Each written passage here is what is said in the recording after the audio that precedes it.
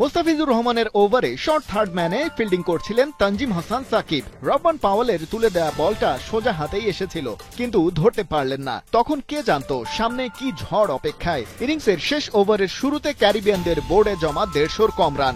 সেই লাস্ট ওভারে সেই পাওয়েল সাকিবকে উড়িয়ে মারলেন 3টা বিশাল ছক্কা। এই ওভারেই দিলেন 22 রান।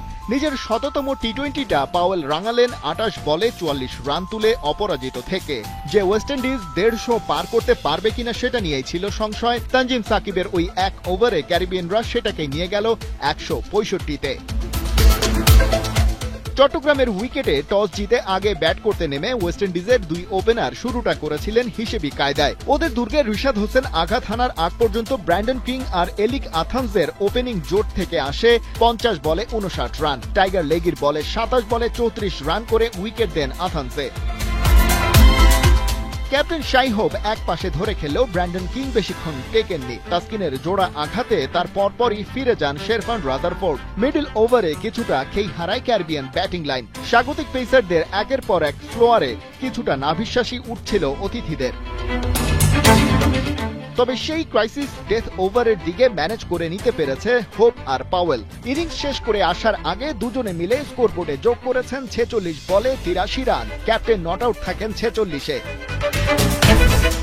চেস করতে নেমে চিরায়ত বিপথে টাইগার ব্যাটিং। 300 স্ট্রাইক রেটে ব্যাট করছিলেন তানজিদ তামিম। সৌম্যকে সাইড বেঞ্চে বসিয়ে নেমেছিলেন বলেই কি চাপটা বেশি ছিল। 5 বলে 15 রান, 1 ছক্কা 2 বাউন্ডারি। তামিমের গল্পটা শেষ ওখানেই। ফিরেছেন জেডেন সিলসের অফ স্টাম্পের উপর একটা শর্ট পিচ ডেলিভারিতে মিডনে ক্যাচ তুলে।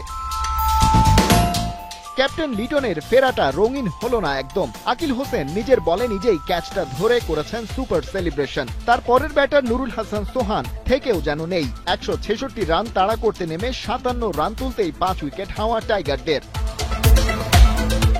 59 রান তুলতে আরেক দুর্যোগ সাগরিকায়। Flood light নিভু নিভু। তাওহিদ হৃদয় আর তানজিম সাকিবের অভিযোগ আমলে নিয়ে আর্লি ড্রিঙ্কস কল করেন আম্পায়ার।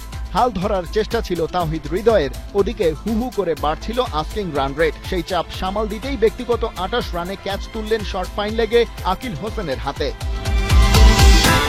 তানজিম সাকিব আর নাসুমের ব্যাটিং দেখে মনে হতেই পারে পিকচার আভি বাকি হে। দুজনে মিলে গড়ে তুলেছিলেন 23 বলে 40 রানের পার্টনারশিপ। এবার ওয়েস্ট ইন্ডিজ শুরু করে ওয়াইড আউটসাইড অফে বল করা, সেটাই মারতে গিয়ে কট সাকিব। ক্যারিবিয়ান ড্যান্সিং সেলিব্রেশনে মাতলেন জেসন হোল্ডার। 13 বলে 20 রানের ব্রিলিয়ান্ট নক খেলেই ফিরে যান নাসুম। হোল্ডার আর পাওয়েলের যৌথ প্রযোজনায় ধরা পড়েন বাউন্ডারি লাইনে। তবু ঋষাদে ছিল আশা, তিনি কি কিছু করবেন? উত্তরটা মিলল খানিক বাদেই। 6 রানে ফিরে গেলেন হার্ড হিটার। বাংলাদেশের ম্যাচটা শেষ হয়ে গেছে মূলত ওখানেই। পরাজয় শেষ পর্যন্ত 16 রানের। খালিদ জামিল, 71।